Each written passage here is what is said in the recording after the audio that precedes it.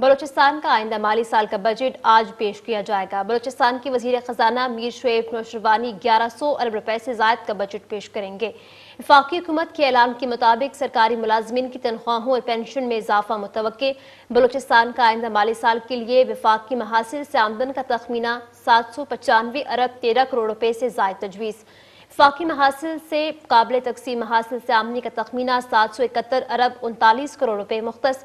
मुख्तलिफ मदाद से बराह रास्त मुंतकिलियों की मद में 23 अरब 74 करोड़ रुपए की आमदनी मुतवक्के। टैक्सेस से आमदनी का तखमीना 150 अरब रुपए से जायद मुतवक्के।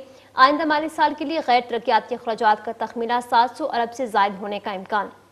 तरक्याती अखराजात का हजम 250 से 300 अरब होने का इम्कान है। हुकूमती ज़राए के मुताबिक बलूचिस्तान का आइंदा माली साल का बजट भी सरप्लस होने का इम्कान है। बजट में तालीम, सेहत और पानी के शोबों को तरजीह दी जा रही है। अमन अमान और शहराहों की तामीर के शोबों के लिए ज्यादा फंड्स मुख्तस किए जाएंगे। हुकूमती ज़राए के मुताबिक तालीम के शोबे के लिए 160 अरब से जायद मुख्तस किए जाने का इम्कान है। सेहत के शोबे के लिए 85 अरब रुपए से जायद की रकम मुख्तस। सूबाई बजट में अमन अमान के शोबे के लिए 100 अरब रुपए से जायद मुख्तस किए जाने का इम्कान। महकमे मवासिलात और तामीरात के शोबे के लिए 40 अरब रुपए से जायद की रकम रखी जाएगी। हुकूमती ज़राए के मुताबिक पीने के साफ पानी के शोबे के लिए 17 अरब रुपए से जायद की रकम रखे जाने का इम्कान।